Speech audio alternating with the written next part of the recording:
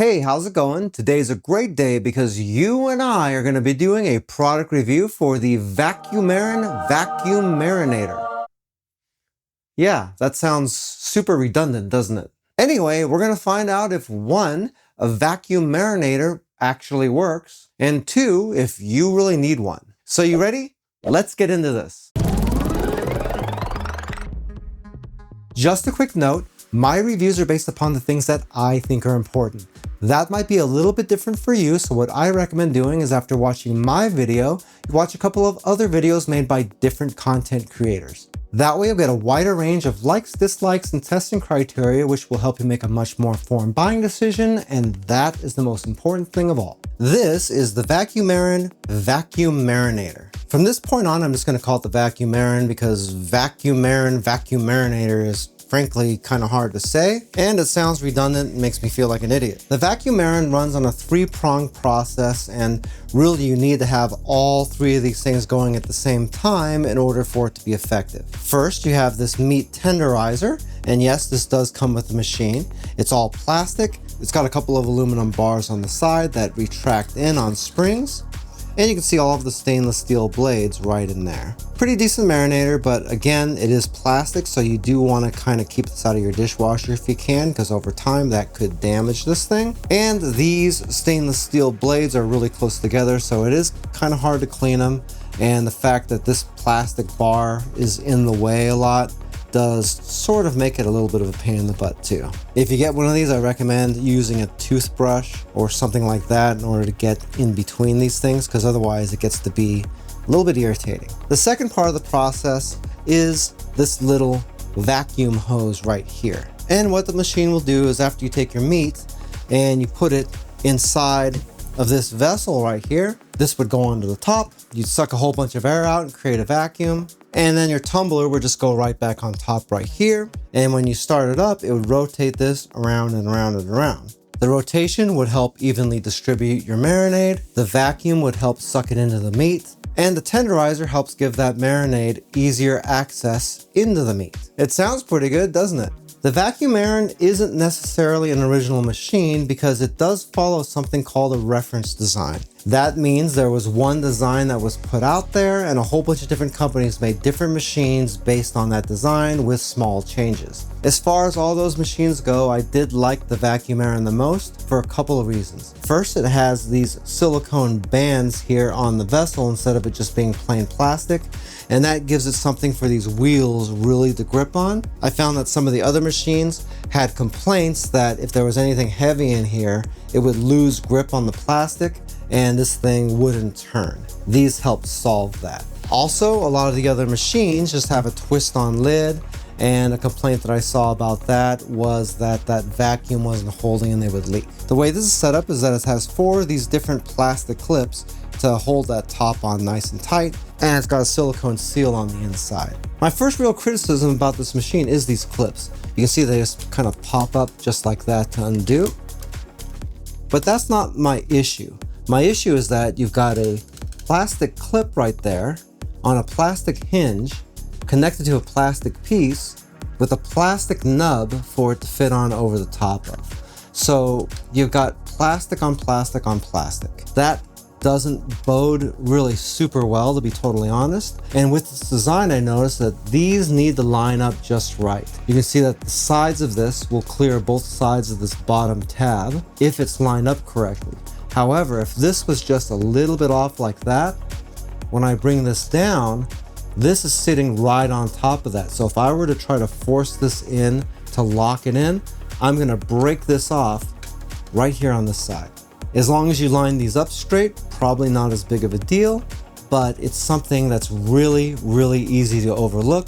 So if you were to get a machine like this, you need to be super duper careful with that because that is a failure waiting to happen. Once you get inside the lid, here's that silicone seal, and it is removable for cleaning. So that's good. I've seen these in the past where that was stuck in there and you couldn't really get it out, or you could get it out, but it was super hard to. In this case, not so much.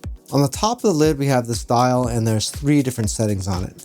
You have the unlock setting, which lets all the air out. You've got the vacuum setting, which is how you put vacuum into this thing, which we'll show you in just a minute. And then you have the lock setting, which means you're all done and you're ready to start rotating stuff, and it'll make sure that you're not losing any vacuum or anything. The container is nice and big here. It holds 6.1 kilograms or 13.5 pounds of meat, but you probably don't want to completely fill this thing up. You do need to leave enough room in here to where everything inside can tumble properly. Otherwise, you're going to kind of wreck the point of being able to tumble it. And if you look inside the container, we have 3 different fins here that are spaced out in different areas just to make sure that they can get meat that happens to be in different places. And really, it's not rocket science. This thing just rotates around, and whenever the meat hits this nub, it can't really slide down, so it'll make it flip over. That's just genius. Okay, let's put this on and take a look at this guy. Pretty simple. Again, we got that compartment that's got the hose in here.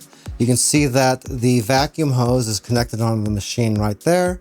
That means this is removable to replace, just in case you kink it, because when you're putting this away, you do need to kind of roll this up nice and easy like. You don't want to kink this thing, because if you do, you can either make this hose leak or you can make it less efficient. So if you wrap it nice and soft, you can set it right in there, close this door without nicking it or anything, and then you're safe. This guy does come out right here, and it connects onto the top of this thing just like that. So if you were filling this up, this would have been in that vacuum setting just like that. I'll show you how this works in just a minute. If we flip this thing over, you can see that this guy is 120 volts. If you're getting this outside of the United States, then it's going to be probably 240 volt. You'll see that the power is not listed on this, and doesn't really need to be, because it doesn't have to be very powerful, just powerful enough to turn the marinator and run the vacuum, which really doesn't take much at all. Here you can see a compartment for the power cable, which I do like, because you can coil that up in there and get it out of the way. That way, when you're not using this, which is going to be most of the time, it's not something that has to be wrapped around the machine or something. So we'll just uncoil this thing. This power cable is about 4 feet long, so I like that. Cable seems a little skinny and chintzy, but that's to be expected, because it doesn't need to be thick, because we're not pushing a lot of power through this either, are we? Let's go over these controls. This machine is super simple. In fact, the only things we have are buttons to change the amount of time we're doing, a function button that changes between tumble and vacuum, a time display, and our no off button. What? Yes, they did misspell a 2-letter word. And I do think that's probably the funniest thing I've seen in a long time, because I don't see how that possibly gets past quality control. But it did, and here we are. I'll tell you what, when I took this thing out of the box, that was making me want to put it right back in the box. I didn't think there's any way this thing could possibly work. These indicators down here will let us know which mode we're on. That's the vacuum mode, that's the tumble mode, obviously. And then right here, we have a little chart to show you how long to run your marinator for, depending on what you are doing. So poultry, probably up to about 20 minutes. Other meats, 10 to 15. Fish, 5 to 10. Vegetables, 2 to 4. So to show you how this works, you just turn it on or no, depending on what word you like to say. You can see this guy is rotating back and forth because it does not have a selection yet. Just an FYI, the first selection is going to be vacuum. It always is. So we can just take out our vacuum hose like we were showing you just a second ago. This goes into this machine right up here with that on the vacuum setting. And then we just hit function. Now the vacuum is working and it's sucking air out of this thing, provided that you did actually lock that lid down on it. And I'm just going to stop this thing to save some time. We'll just assume that it had already done the full amount of vacuum sealing, which is typically about 3 minutes. And you would pop this off and set this into the lock position. That would mean that you got a vacuum and all the meat that you have inside here, and this thing would be ready to tumble. And just to show you that there is pressure on this already, if I were to put this over to the unlock position, I can let all the air out.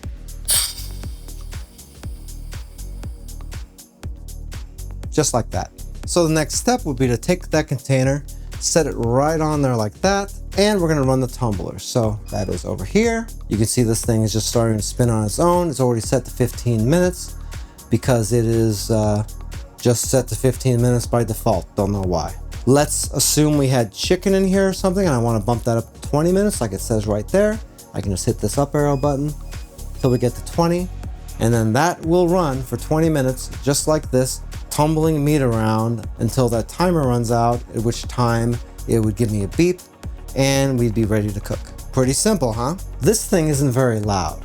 In fact, I could put my sound meter up to this, but it's really not even gonna register. It makes almost no noise at all. I can hear a tiny little bit of motor noise running these wheels down here in the bottom. Really, I mean, if that bothers you, then I think you've got other problems actually, because that is pretty close to silent.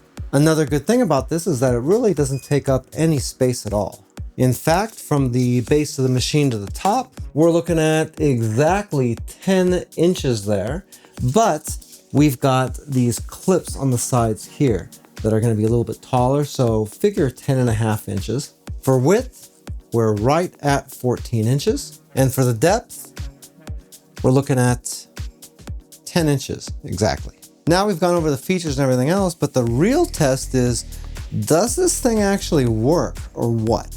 Hey, by the way, if this is your first time here and you want to learn some cool new recipes, get some great cooking tips and tricks and all sorts of other kitchen related things, then start now by subscribing to the channel and clicking the notification bell so you never miss a thing. So to test the marinator, I did 3 different tests. The first test was a beef jerky test, and for that I used top round because that is the meat I like to use most for that. I got 3 pounds of that meat, sliced it up thin, and I split the meat up into 3 different groups. The first group was going to be stuff that I used the VacuMarin on. The second group was going to be meat that I just had sitting in the bowl for the same amount of time the VacuMarin was running. And the third portion of meat was going to sit in the refrigerator marinating for about 3 hours. For all 3 batches of meat, I did use the tenderizer since that does change the texture on the meat a little bit. I wanted to be a little bit more consistent. And to get the marinade on the meat in the first place, I did the entire batch all at one time in the same bowl to make sure that there were no differences in the amount of oil or soy sauce or anything else. Once I got that mixed up, the first batch went into the marinator. I ran the vacuum for 3 minutes like it recommends, and I set the tumbler to go for 15 minutes. When I was putting the meat into the ovens to dehydrate, the first thing I did notice is the fact that the meat coming out of the marinator did look darker, and it did smell a little bit better too. The stuff that had just been sitting in the bowl did look like a lot of that marinade was just sitting on the surface and didn't really penetrate. In any case, I put the jerky into 2 different ovens set to 165 degrees for dehydration, and I set them to go for 9 hours. 3 hours later, I took the other meat out of the refrigerator that I was marinating and I added that into the stuff in one of the ovens. And obviously that portion got an extra 3 hours on its own just to make things even. Once all the meat was done, I made a pretty interesting observation, and that was that all of the beef jerky came out pretty much the same way. At first, I was a little bit surprised about that, but when you think about it, it doesn't make a ton of difference when you're talking about beef jerky, because that marinade is sitting on that meat for hours and hours while it's dehydrating. Therefore, it's got plenty of time to soak in. And to take that to the next level, the stuff that had been sitting for 3 hours in the bowl looked a heck of a lot better than the VacuMarin stuff did. But even so, at the end of the day, it did end up evening out pretty much. So for that test, I'd say if you're doing beef jerky, especially if you're cutting it thin like I do, probably not gonna be a massive difference. The second test I did was for pork loins.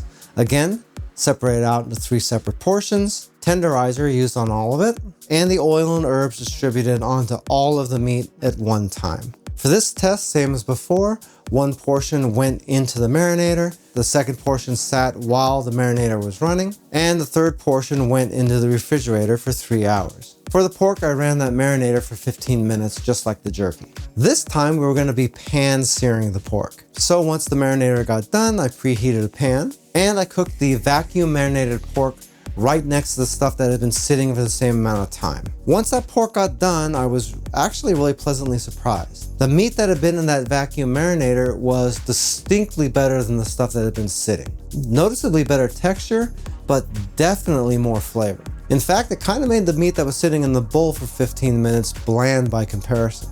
However, once the stuff I had marinating in the refrigerator was done, it was a different story again. That pork was way better than the stuff that I'd cooked previously. And this was a bigger difference than what the vacuum marinator did to the stuff that was just sitting. The pork ended up nice and tender, and with the flavor, once again, it was a lot better than what we got out of the vacuum marinator. So giving it a proper amount of time to marinate really did make a big difference. I didn't really want to just leave it at that though, so for the third test, I made some chicken thighs. Again, I use the same logic. I use a tenderizer on all the chicken, mix the oil and seasoning into all the chicken at the same time in one bowl, and I portion it out into 3 sections again. In the case of chicken though, the VacuMarin recommends 15 to 20 minutes as far as tumbling goes, so I let that run for 20 minutes this time, with portion number 2 sitting in that bowl for 20 minutes. Once again, that third portion did go into the refrigerator for 3 hours, just to be consistent with the other tests. Once that time was up, I pan-fried the vacuum marinated chicken alongside the stuff that was sitting in the bowl for 20 minutes. And this time the results were a little tiny bit different. The chicken from that marinator definitely was better, but not by very much. The stuff that had just been sitting for 20 minutes was pretty good too, and I chalked that up to the fact that it was sitting for longer in that bowl than before. So it looks like that extra time did help. But even so, the results with the VacuMarin were better. A little bit more tender, although we are using chicken thighs, so it's pretty tender anyway, and a little bit better color and flavor. However, once that chicken that was sitting in the refrigerator for 3 hours was ready, cooking that up again showed what happens if you give your meat enough time to marinate properly. This was way more tender than either of the other two. The chicken formed a little bit better crust, the flavor was better, and it was worth the wait in just about every way. However, although the VacuMarin does work, it does seem to fall a little bit short as far as the advertising that says that using the machine is equivalent to a 2-hour marinade. I'd say close, but not quite. The VacuMarin Vacuum Marinator is a little bit of a mixed bag, and in my opinion, it just sort of depends on what your needs are. If you really like to make food spur of the moment and you don't got a lot of time to do marinating properly, this thing can be pretty cool. However, if you like to plan your meals and you got a couple of hours, or better yet, even a day, that means you got plenty of time to properly marinate your food, and given enough time, it's still gonna come out way better. Still, not a bad option for something for those times where you don't. If you'd like a little bit more information about the VacuMarin Vacuum Marinator, I do have an Amazon affiliate link for it down in the description of the video. If you buy anything through those links, I do make a small commission, but it doesn't change the price that you pay 1 cent. Hey, Joe's Phenomenal now has channel memberships. For most people, you can see a join button down below the video window that you can click and see what type of perks I'm offering. If you're using an iOS device, you might not be able to see it, and if that's the case, I do have a link down in the description of the video as well. If you like this video and you're curious about what other weird little gadgets you can get for your kitchen, I do have a playlist right here that's got a whole bunch of them in there. Check it out, you might see something in there you never heard of. Well, that's it for now. I hope to see you back again here really soon, and until that time, I'm Joe, and I hope you have a phenomenal day. Take it easy.